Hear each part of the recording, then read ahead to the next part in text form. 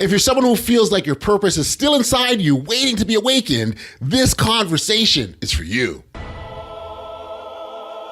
Driven by purpose, fueled by passion, my words got power, my thoughts have action, motivation, stay gracious, that's greatness, be audacious, motivation, be audacious, innovation, be audacious, inspiration, be bold, motivation, be audacious. But when you talk about, awaken, kind of the opposite of that is what? It's like dormancy. It's That's someone right. that's asleep or it's lying dormant.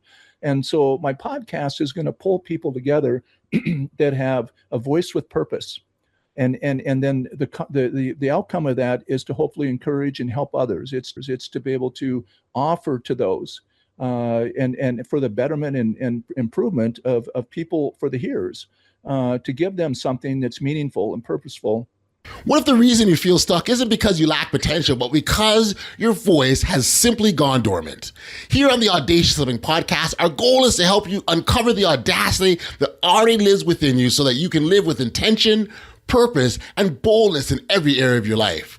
Today's guest is Dr. James Torkildson, also known as Dr. T. He's a psychologist, author, a faith leader, and now he's a podcaster. And his work really focuses on helping people awaken their inner voice and live with deeper purpose and clarity. Now, here's kind of what made this conversation especially meaningful. You see, Dr. T and I met earlier this year at PodFest. We just really struck up a conversation. Within minutes, it became clear that we shared a deep alignment around purpose and resilience and helping people activate that voice inside of them. That moment of connection stayed with me, and I knew right then and there that I had to bring him on the podcast. I'm so happy that he's here. Really, it's so funny. Sometimes is the most audacious opportunities don't come from big grand gestures. They come from simple things like starting a conversation, and that's exactly what we did. And so I know that you're certainly going to enjoy his viewpoints. He'll talk about his book Awaken, and really the process that we all need to really think about, awareness and unlocking the potential that lies inside of us. I know I've said a lot here. I'm going to turn my chat over to Dr. T. Enjoy. Dr. T, thank you so much for joining me here on the Audacious Living Podcast. I feel like I'm repeating myself because we did this before. I just didn't press record the first time. So I pressed record now. It's great to have you. I'm so glad that we're able to connect. And as much as we had a very fruitful discussion, started a fruitful conversation, and I don't doubt that we'll be able to do that again. So thank you for being here, and I appreciate your patience with me. Oh, my pleasure. And there's no place, honestly, Audley, no place I'd rather be right now. So that's wonderful. And yeah, we had some great conversation, but we will speak it out again, and just as the Lord intends for it to be delivered, it will be so. But that in itself is an example, I think, of the type of character we're trying to portray and offer to others, is that we need to be adaptable. We need to be flexible. We need to go with the flow. I have a free ebook that's available on my website called Peace Pace. Okay. And I'm actually beginning to do some work with that and hope to speak on it at the next PodFest in a context of podcasting and writing. But that's what we have to practice so that we can walk on this planet in a way that relieves much of that burden, that stress, and that hyperactivity that seems to want to be coming at us, while still accomplishing and while still having a purpose and a call in our life. Yes. Well, that sounds fantastic. And I go back to sort of the work that you do with respects to helping people awake and uncover, which I think they're beautiful words because it speaks to the potential that we all have. It's like I spend lots and lots of time having conversations, and guess what, about audacity. Like, it happens all the time. And I've always, and it's started to become a pattern. I'm noticing that when I'm speaking to someone about it, and maybe it's the first time that we're talking, this thing audacity, and this is what it is, and undoubtedly, I would say 1 in every 3rd person says this: I wish I was more audacious. Yeah, I wish I was more audacious. And my response typically has been, you already are. You just don't realize it. Right? Yeah. Like, will people have allowed life to either weather them down? Maybe there's past disappointments, failures, uncertainty, someone else's words that told them that they can't do something or they don't have the permission to do it. And because of that, they go, well, I'm not really audacious. And when in fact, you truly, truly are. And the problem is it needs to be either awoken, which is in line with your book. Actually, here, you know what? I'm gonna hold that up there. Awaken, that's your book, right? Right? Yes, it is. They need to be either awoken or uncovered their inner audacity, their inner strength. And so, yeah, it just seems to be a common thing from what I'm seeing thus far. Yeah, absolutely. And interesting enough, as you well know, I'm a speaker, an author, a faith leader, and amongst other things. But and a podcaster now too, and now a podcaster. I just put my hat in the ring. I'm excited to announce that my trailer was released this week. It's called The Dr. T Show, and really it ties into what we're talking about for a couple of reasons. One is the topic, the title, and the hope.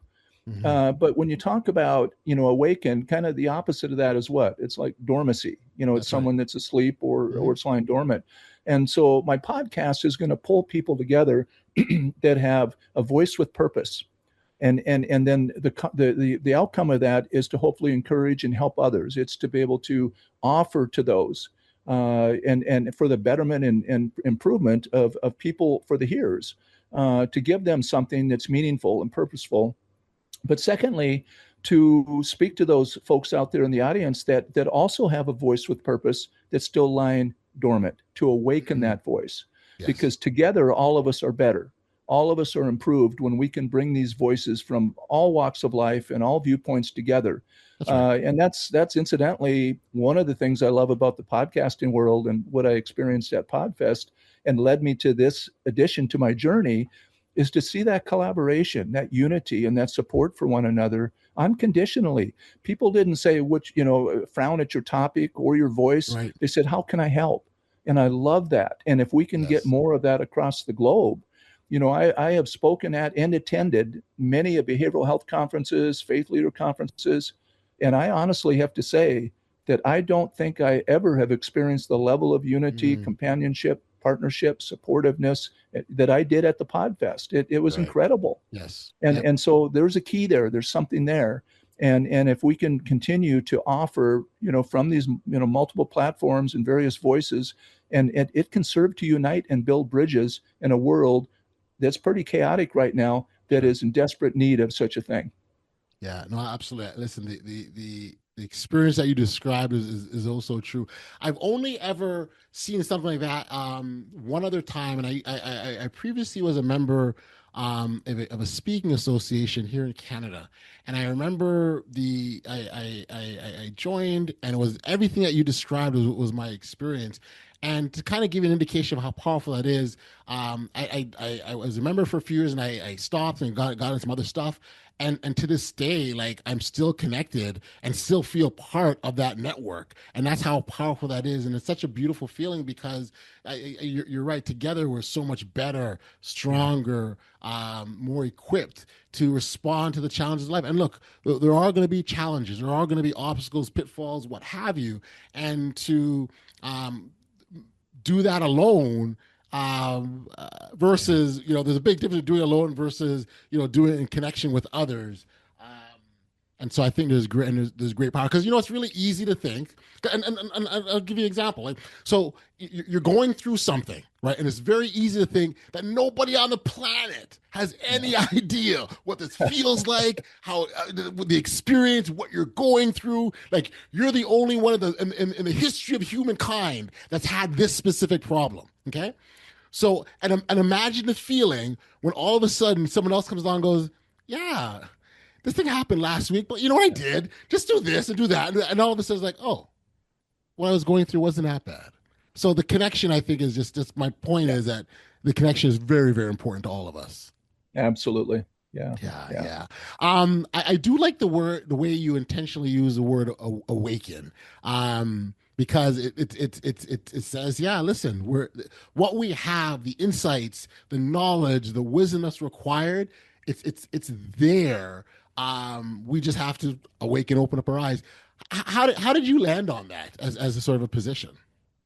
Yeah, it's an interesting story, and one worth sharing. And it didn't just come, well, it did kind of come overnight in one sense, I guess. But basically, I'm trying to find here we go.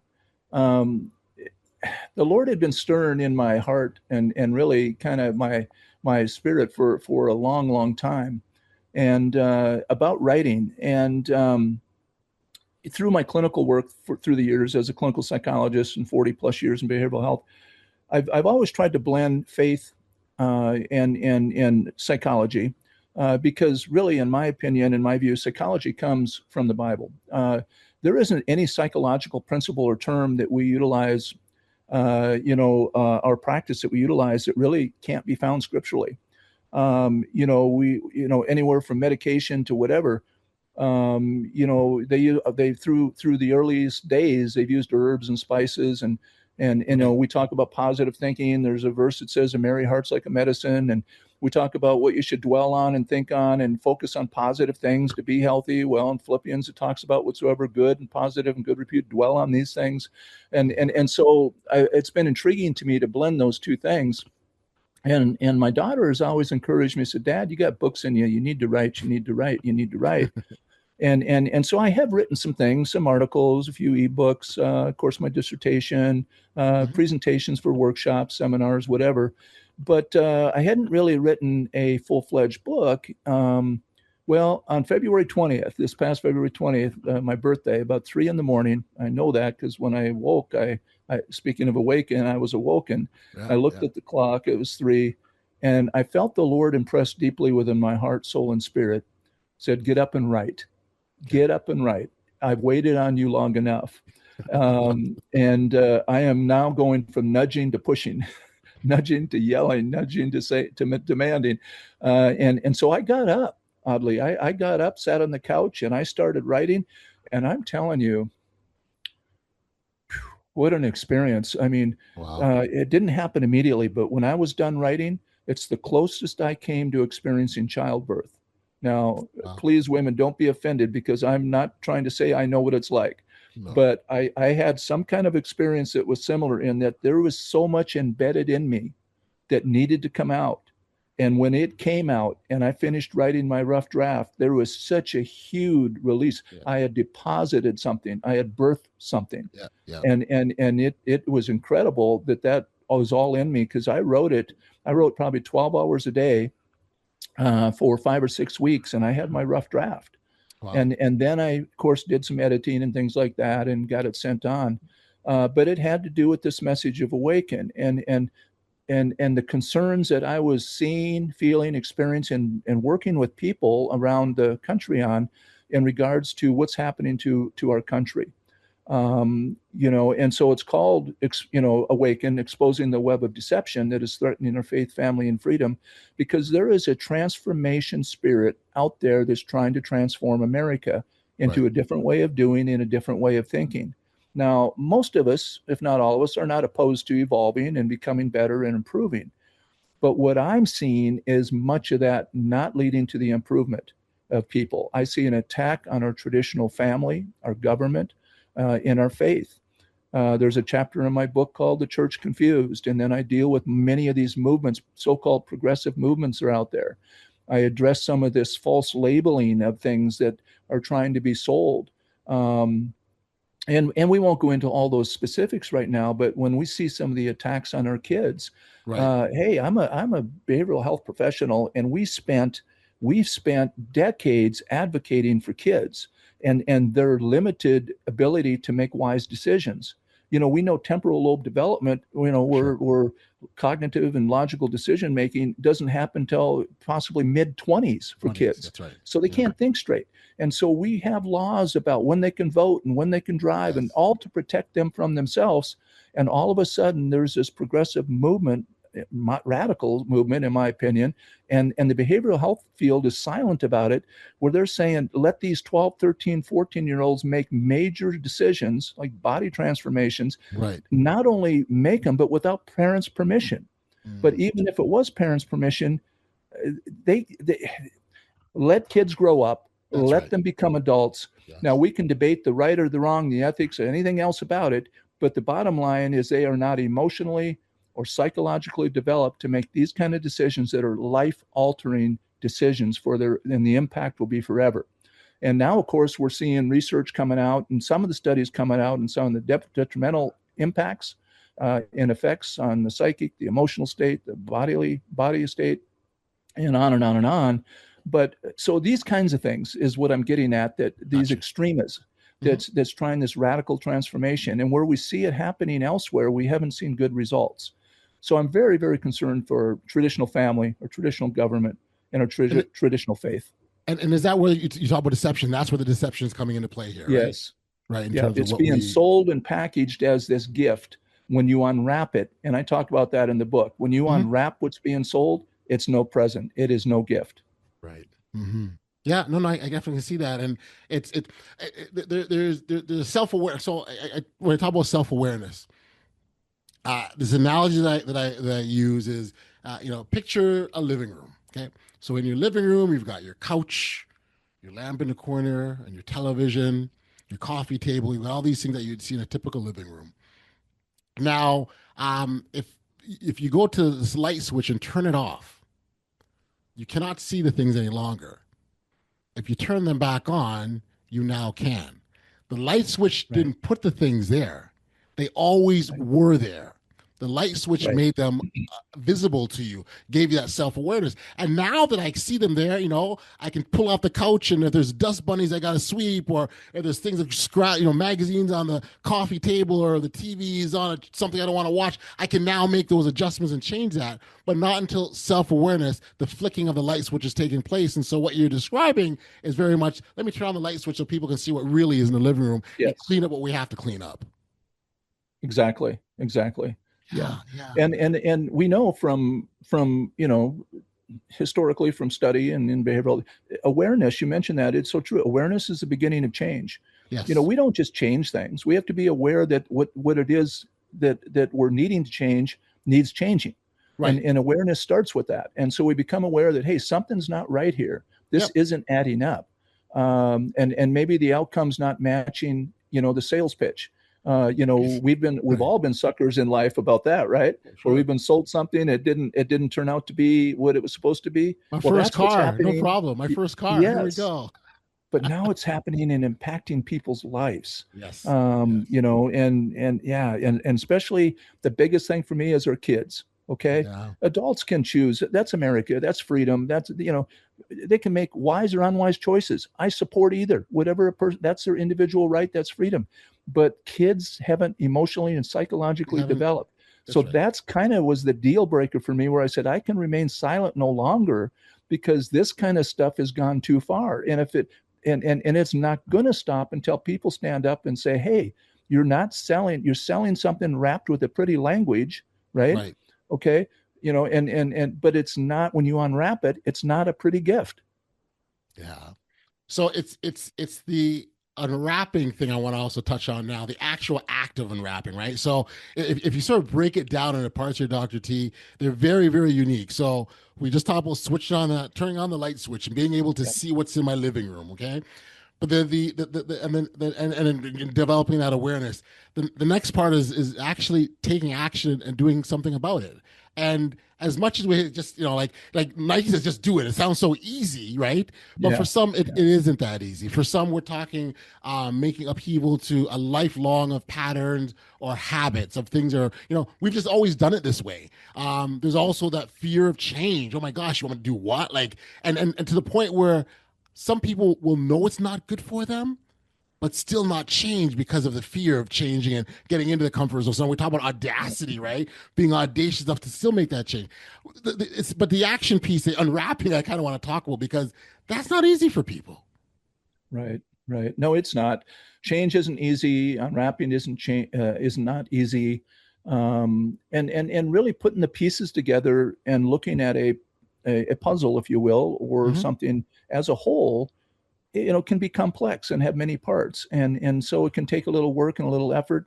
And then often individuals aren't even sure if they're putting it together correctly.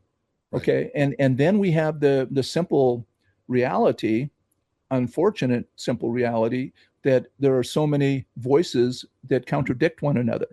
And so there's confusion about what is truth, and there's confusion about what is accurate. And we know that there's false information coming out every day from various sources, and that can be from the left or the right. So, and speaking of left or right, I make it clear in my book, this is not a political book, and I don't want to enter the political argument. No. It's a moral and value issue, and it's a traditional Judeo-Christian issue, and it's, what was this country founded on, and what kind of, because if we look at outcomes by practicing the biblical principles and what we believe to be the Word of God, those outcomes are pretty favorable. Yes. But if we look at some outcomes from things as they stray from that, we have a lot more chaos and a lot more negative outcome and a lot more hardship and heartache. I've shared with people that really the Bible can be viewed as a health book, because there isn't really anything biblically that it says that we can do that's unhealthy. And there isn't anything biblically it says don't do that is healthy. It says don't steal. Well, that's not a healthy thing. Don't kill. That's not healthy. Don't commit adultery. That's not healthy. Those things it says it really are not wise to do, aren't healthy things.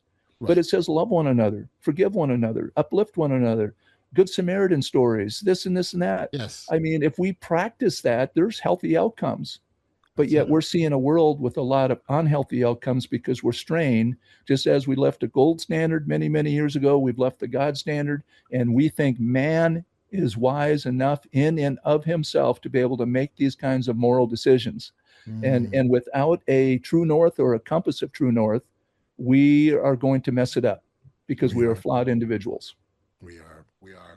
As you talk about sort of today's world, something that's been more, I guess, prevalent, or is the word coming to mind, at least top of mind for me, is the confusion that seems to exist between information and wisdom. They're not the same, right? No. And people do confuse them, and I think often they take information as guidance in how to live their lives. That's a great point. And this is where now we have to be careful about our information sources. Dr. T, we are in probably the age where we've never had more information readily at our disposal than ever before, right? Yeah, you look Absolutely. At AI now, like if you thought Google was a big deal, AI is doing things that at a faster rate of speed. Imagine any question that you need answered you can get that instantly, right? It's faster than ever.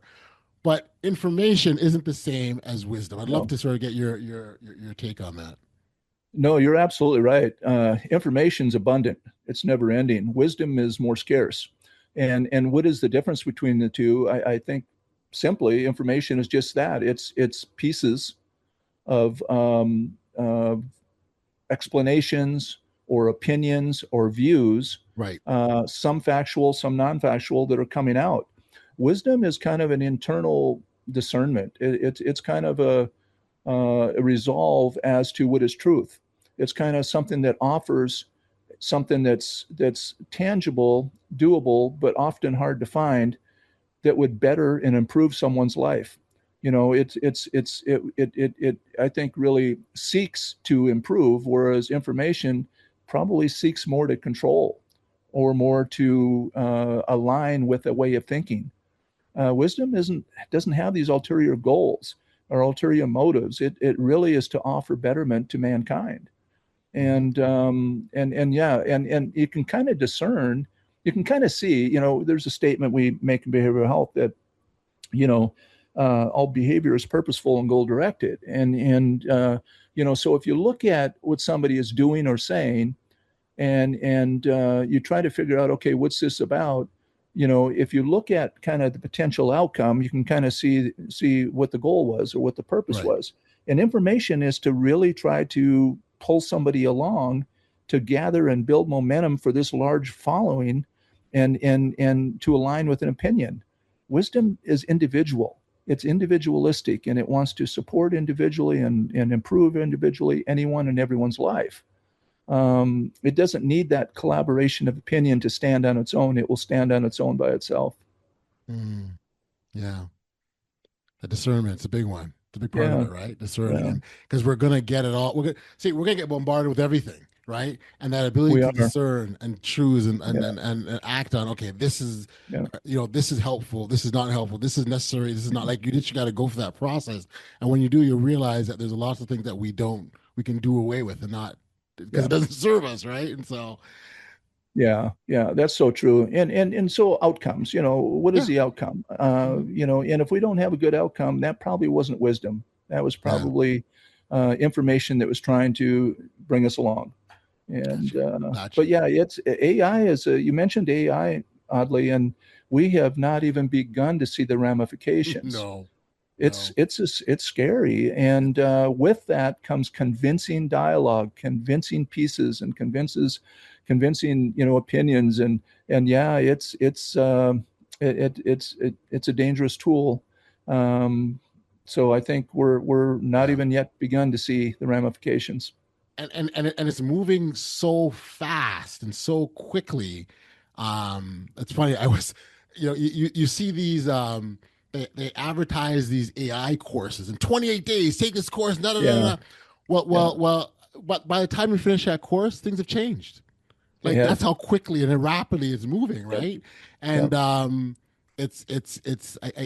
like so for me, my approach has been, let me just slow it down and you yeah, know yeah, I'll check it out when I'm ready to. I yeah, am not trying to yeah, be the first in line. In yeah, fact, kind of let the others jump ahead and figure yeah, it out, and then I'll follow shortly after. But yeah, it's very yeah. dangerous if we're not careful. Yeah, and like all things, we'll use it, and it makes sense. It's like the internet. Yes. We've known for some time that the internet's going to be a pathway for bad things, for evil, if you will. Everything that comes out is used for good and evil. I mean, both are used both ways, and so we will use AI for what we can. It will help, but the downside of it, the flip side of it, yeah, that's the scary part. Gotcha. And we've seen AI now. It's really interesting how the attempt is to make it sound human, and that Yes. that it really does not only think but feel, but it's begun to support itself already, and that these pieces of information independently will begin to formulate new outcomes and new possibilities, and we're watching this almost take on, I hate to say it, but breath. Yeah. It's Yeah. it's really startling. I saw, and it was meant to be just a fun whatever. Yeah. And I saw, I guess a video, AI generated video. It was an AI support group, so it was a bunch of AI Okay. models all getting together, talking about the challenges they have working with humans, right? Yeah. And you laugh, you giggle, ha, ha, ha, right? But you go, oh wow, like It's no to your longer point, far-fetched. that's right, to your point, right? So Yeah. it'll be interesting to see where it goes. It'll be interesting to see where it goes. Yeah. Um, Yeah. I'd love to sort of get your take on what intentional life, looks like on sort of daily practical terms, or living rather. Intentional living on and again, for me as a faith-based individual, Uh-huh. it starts with that wake up in the morning and saying, thank you, God, for breath. Thank you for life. Thank you for purpose. Thank you for a call. How can I serve my fellow man today? How can I walk in a way that's pleasing to you today? So intentional living is starting out, really putting focus and priority, in that opening lens. And so, and then, it isn't that we don't plan. It isn't that we don't have a mission. It isn't that we don't have a job or meetings or whatever. We do all that. Hmm. So it's the spirit and the heart on which we go about that. And again, that's where Peace Pace comes in. Gotcha. It's kind of like the way we started our podcast. If we start our day like that, we connected and we just said, hey, let's just see where this goes. It's good to Right. see you, good to talk. And we're just going with it. But with that, and there's a scripture that says, commit your ways unto the Lord and he'll direct your paths. The Bible also tells us that he's a lamp unto our feet and a light Yep. unto our path. And so it's really just walking in a way that knowing that there's something bigger than us, and we Yes. go about with what we've perceived and understood to be our call and purpose, and we do our best to walk that out. I have a simple statement I make to really simplify how we fulfill our call, and that's one word: obedience or faithfulness. That word. We are not responsible for outcomes. Okay. Right. No, We're no. not. I'm responsible for my yes, for my Yes. faithfulness. Yes. And I can't control other people. I That's can't right. control how it's going to play out. And I can't control that big picture, but I can control what I choose to do. So if I walk in the best of my ability in obedience or faithfulness to the call that's been put upon me, that's all I have to do. And wow, what a relief, because there's somebody that's the master of outcomes, and he's going to take that ownership and direct things the way they need to go if I've committed my ways unto him. Yeah. Yeah. That's intentional That living for me. no, that and I'm so glad that you made the point around can controlling outcomes, because I think a lot of people get caught into that, right? They want Yes. to they're so committed to this thing's got to be this way, and I have to Yep. do everything to make it fall the way I need it to, and like so. And so for me, I'm like, okay, so what if it doesn't? What's the worst that happens if it doesn't work the way you want it to? Exactly. Right? Yeah. Yeah. It doesn't. So, Yeah. and it doesn't have to be. It doesn't have to Uh-uh. be. So curious. So the sort of behavioral health field, you've been there for Yep. like 40 40 plus years. years. Mhm. Wow. Oh, wow. Yep. Congratulations. Thank you. What I'd love to find out is, are you seeing any sort of patterns that keep repeating themselves, or things that are pretty common? I think, I don't think, I was going to say on one hand, there's not a lot new, but there's new manifestations or new ways of things, manifesting themselves. Yeah. But if we talk about human behavior, we're always talking about choices. We're talking about free will. We're talking about how can we find meaning. If you look at Maslow's hierarchy, we start out with getting our needs met. So where the things really are probably manifesting differently is in that part where we're really seeking identity, and we're really trying to find that meaning because our needs are met and our welfare is there. So how do we go ahead and boost our identity and who we are? Right. That's where all this diversity is coming. And that's where I think kids are a little lost, because they're going into this time period of development in their life, and they're not necessarily getting the same direction we got. And they're being confronted with this mass amount of technology, and it's entertaining and it's fun. And so in some ways we've thrown them in a pool and let them say, swim for yourself, and they're trying to figure it out. And it's very, very confusing. Now, is that new? It's new in terms of what they're experiencing, but yet it's not new that, we all were thrown into the pool at some point. I don't think there were as many sharks in the water. Okay. I don't think there were as many danger zones. And I think now there are, because with the internet and all this, unfortunately, I'm aware of a lot of the stats on human trafficking and all this stuff that goes on that are using IT for convenience to be able to advance those evil causes.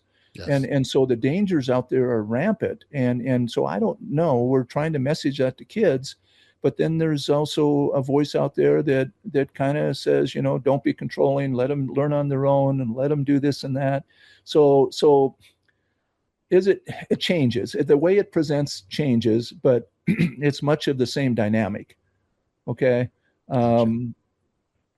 Yeah. And so I don't know. I just think though that we need to do a better job educating, a better job informing, and a little better job, not policing, but being aware of where and what our kids are in and what they're doing, because the predators are everywhere. I taught Evade for a large behavioral health network, which is a workplace prevention violence program. And the number one thing that we taught, first letter of Evade, is awareness.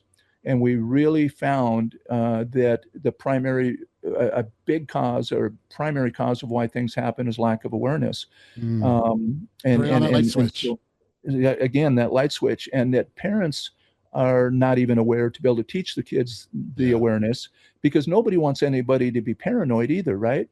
Well, but if we go too far with that and we're not preparing, then they're susceptible. Evade's model is that there's two kinds of people, prey and predator. Okay. And so that's part of where that awareness comes, and that we need to really be aware of what's out there. My goal is to not teach paranoia, but to teach awareness through a matter of fact, logical standpoint, that it just improves our opportunity for success and our safety, which we are responsible for. But yeah, so I think that's where a lot of times traditional parents do struggle, or parents struggle in not wanting to set up a scary world. But if we don't set a reality world, we're setting up a potential scary outcome. Yeah, no, I think we have to be realistic as possible, Yeah. but at the same time, still allowing children to be children, Yeah. right, and Yes. not growing them up too Yes. quickly. You only have the opportunity to be a child once, and Yeah. my approach is I'm a father of three, and my approach has always been that I felt it's my job to create lasting memories that when you become an adult that you can reflect back on. That's kind of what I believe that the role is. In addition to caring and nurturing and growing and developing all those sorts of things, but that you leave your childhood with happy memories. And absolutely, I wasn't forced to grow up at the age of 12 quickly and forget what life looks like as a child. No, don't get opportunity to live life as a child. And so that's been my approach. Well, and you're right. And it comes down to what the one of the terms that's best suited for about everything we've talked about and everything in life, and that's balance. We don't want to be on that end of the spectrum or the other end. We want to be balanced. And that's right. And the most important thing, and I'm glad to hear you say that about your kids, that we can offer our children is relationship. Yes. The Bible tells us that love covers a multitude of sins. And one of the things I've taught is that relationship covers a multitude of mistakes. We can make a ton of them as parents, and we do. But if you have relationship, that's the thing that's going to see them through and get them to the other side. And they're going to have bumps and bruises along the way, and that's okay. And we're going to make mistakes along, and that's okay. If they don't get our relationship, our time and attention, which requires both quantity and quality, then that's where they will suffer. Got you. Yeah. This has been great. One last thing I want to ask you about is more for that takeaway for our listeners, right? So they've been hearing our conversation. They're on board. For that person that's feeling whether they're disconnected or maybe numb or stagnation, any of those things, what would you say is a starting point? I would say, look at this as two marks. Okay. Look at a real self and an ideal self. So wherever you're at today, that's okay. It's not right or wrong or anything. It's your real self. So let's take that and then know that you don't have to stay there. Picture for a moment your ideal self. Where would you like to be? Where would you like to go? What would you like to change? Now you have a path between, a road between, right? So now start to take some steps. Who do I need to help me get there? What do I need to do to help get there? You don't have to stay where you're at. It's okay where you're at because that's where you're at. Don't feel guilt, condemnation, or anxiety or that you did something wrong. It just is. But now look where you want to be. You have that potential. You have the power, if not totally within you, amongst you by supportive people that will help you go from real to ideal. Take that step, take that journey, find that voice, pull onto that hope, and make that journey to get to the ideal. You can do it. You're not stuck there. Just because you're there now doesn't mean you're stuck there. There's a call, a path, and a purpose for you in your life. Get the help you need to find it. Follow Audley, follow my podcast. We're going to talk a lot about voice with purpose. And if you read my book, I think you're going to find a lot of purpose and meaning through that. Yes, awaken. And if listeners wanted to connect with you directly, listen to your podcast, learn more about your work, where can we send them? Well, my website's drtconsulting.org, and you can find everything there, resources, services offered, information, my book, my free ebook, which you can download just by entering your email, called Peace Space. And then, of course, my podcast, which is called The Dr. T Show. That's just now coming out. My books, anywhere primary retail books are sold, Amazon, Barnes & Noble. And if you wanted to email me, I would actually sign a book and send it to you.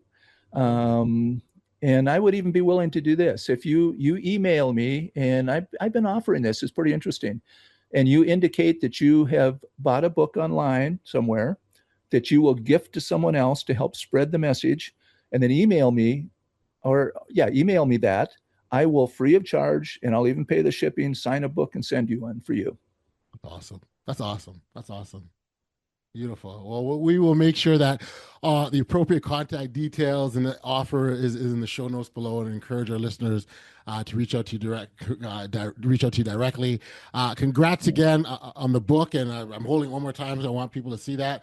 I shout out, we are fellow Morgan James publishers. That's your publisher now, publishing my book now, which I'm really, really excited about. So we're in the same family, and so I'm really happy to support you in this way on your journey as well. And I can't say enough about how much I appreciate your work. And I'm gonna give you a thanks right now for a moment, because if my book is only being published by Morgan James because of the direction of you. He said, go talk to her, she's gonna help you out, and I went over there, and the rest is history. So thank you, and I appreciate you so much for being a guest on the Audacious Living Podcast.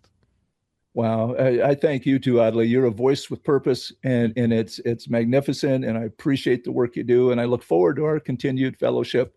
And wonderful time, brother. Really Awesome. Appreciate it. Awesome. All the best, my friend.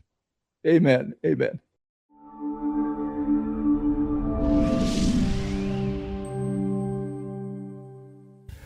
Back we are here on the podcast. So much thanks and appreciation goes out to Dr. T for being here. Really, again, love the viewpoint and insights that you've shared. If I were to think about the biggest takeaway from our conversation, it would be this. You don't have to stay where you are. Your current reality is not your final destination. We oftentimes think that it is, but it's not. It's simply your starting point. What I love most about Dr. T's perspective is how he reminded us that awareness is the first step, but action is what brings it all together and causes that transformation. Once that light switch turns on, you can finally see what needs to be changed, and then you can go about deciding what to do about it.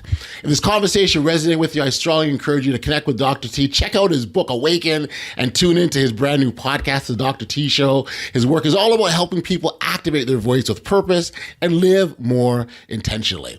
And as we wrap up here, I want to remind you, life is like that living room, right? I've talked about it before. It's like walking to a dark living room. Everything you need is already there. The couch, the lamp, the table. You just can't see it until the light gets turned on. Awareness doesn't create your potential, it simply reveals it. Once you see clearly, you can rearrange your life with intention and purpose. And that, my friends, is what the audacious journey, that's what it's all about. If you've enjoyed this episode, please take a moment to like, share, leave a review, because your audacious growth doesn't happen to change your life. It helps inspire everyone around you to live more boldly as well. Until next time, keep living life audaciously. Driven by purpose, fueled by passion. My words got power, my thoughts have action. Motivation, stay gracious. That's greatness. Be audacious.